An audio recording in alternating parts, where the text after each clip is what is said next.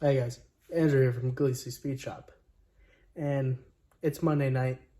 Dad's up in PA. He don't got a tech tip ready for tomorrow, so I'm stepping up to the batter's box. I'm gonna take a swing and give you guys your Tuesday morning tech tip. All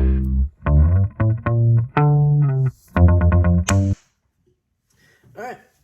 So yeah, like I said, Dad's not here. He drove up to Pennsylvania.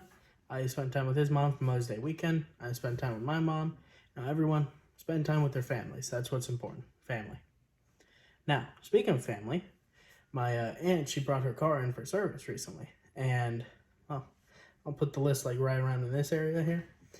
And as you can see, there's like a bunch of like suggestions on there, and a lot of it you don't need to have a shop do. Like they wanted, what was it, $68 somewhere around there for changing out the cabin air filter. Which, if you open up the glove box on most newer cars, it's like a trap door you open and the cabin air filter's right there. You don't need any tools. You just find out where it's located, take it out, put in the new one. You're done. That's it. Takes you 5 minutes after you know where it is. And the wipers, it was to change the two in the front and the one in the back. I think it was like $80 total, something like that. Wipers don't cost at least $80. At least I haven't bought wipers in a while, but when I bought the wipers for the caddy and I changed them in the parking lot of the college, they were like $30 for both of them.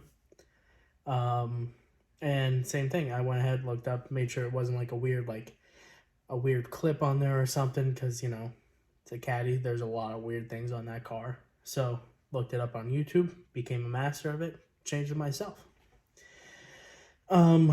But yeah, I mean, just because they suggest it doesn't mean you have to have them do it. You can go ahead, take the list that they give you, figure out all the stuff that you can do by yourself and do it yourself. Like, when my dad was up there in PA, he went ahead and helped out his mom and replaced her wipers and cabin air filter in her car. I think he said it was 20 minutes and cost him like $30 to do the entire thing. Ain't bad at all. I take it to a shop and they'll charge you labor, and you know, obviously that puts more cash on there, but you don't need to. If you do it yourself, you don't charge yourself labor, do you?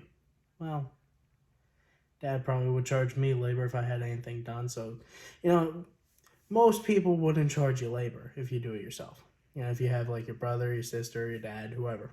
But yeah, like on the caddy, I know I talked about the caddy, but it's the one thing I mainly drive. The glove box wouldn't open for the longest time. So what I do, I went ahead, went on YouTube, did a bunch of research on it, found one guy.